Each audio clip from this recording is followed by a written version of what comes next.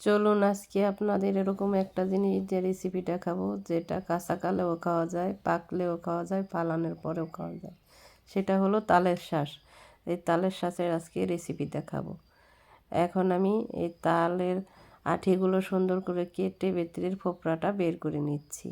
এই ফোপড়া দিয়ে আজকে আপনাদের রেসিপি দেখাবো। সম্পূর্ণ রেসিপিটা দেখে যাবেন। দেখে ভালো লাগলে অবশ্যই রাখি কিচেন চ্যানেলটা সাবস্ক্রাইব করে নেবেন। আর টেনে টেনে দেখবেন না, তাহলে কিছুই বুঝতে পারবেন না। ভিডিওটা শুরু থেকে শেষ পর্যন্ত দেখে যাবেন, অনেক কিছুই শিখতে পারবেন।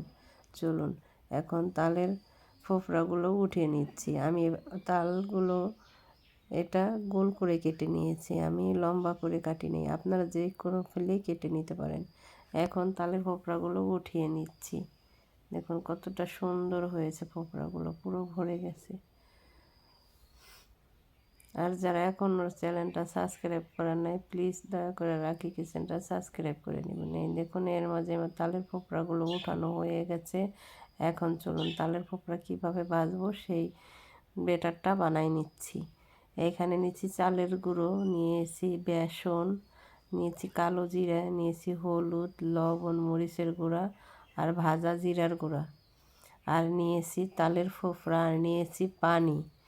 এখন সুন্দর করে সবগুলো মিক্স করে আমি ব্যাটারটা বানিয়ে নিব। চালের গুঁড়ো দিলে তাহলে হলো খেতে ভালো লাগে, মশমশা হয়। এখন হলুদ, লবণ, মরিচের গুঁড়া আর জিরার গুঁড়া দিয়ে দিলাম, কালো জিরা দিয়ে দিলাম। সম্পূর্ণটা ভালো মতন মিক্স করে নিলাম। এখন অল্প অল্প করে পানি দিয়ে গুলিয়ে নিতে হবে, কেননা একবারে দিতে গেলে তাহলে নরম হয়ে যেতে পারে। এখন অল্প অল্প করে দিয়ে ব্যাটারটা আমি বানিয়ে নিব।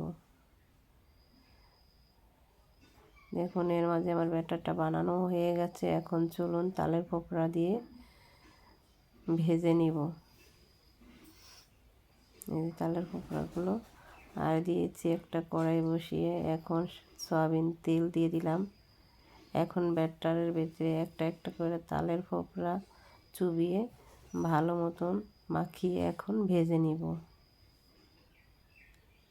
দেখুন তালের কত গুণ, কেননা এটা কাঁচাকালেও খাওয়া যায়, এটা পাকলেও খাওয়া যায়, এটা ফালানোর পরেও খাওয়া যায়। দেখুন এইভাবে সবগুলো আমি ভেজে নিব। সম্পূর্ণগুলো আমি এভাবে ভেজে নিব। এটা অনেক মুসমুসও ভাজা হবে, খেতে ভালো লাগবে।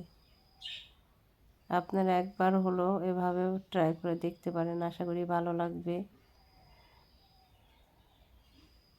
এখন এক পিঠ হয়ে গেছে, উল্টিয়ে দিচ্ছি। কতটা সুন্দর একটা কালার এসেছে দেখুন, এবং খেতেও অনেক ভালো লাগে। এর মাঝে ভাজা হয়ে গেছে, এখন আমি তুলে নিচ্ছি। আমি বাকিগুলো এভাবে ভেজে নিব।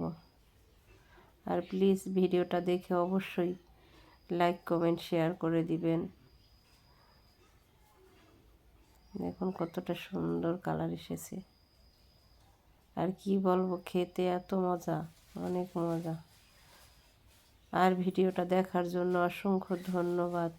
অবশ্যই অবশ্যই লাইক, কমেন্ট, শেয়ার করবেন। আর দয়া করে রাখি কিচেনটা সাবস্ক্রাইব করে নেবেন। পাশে থাকার জন্য অসংখ্য ধন্যবাদ। সম্পূর্ণগুলো ভেজে নিয়েছি আমি।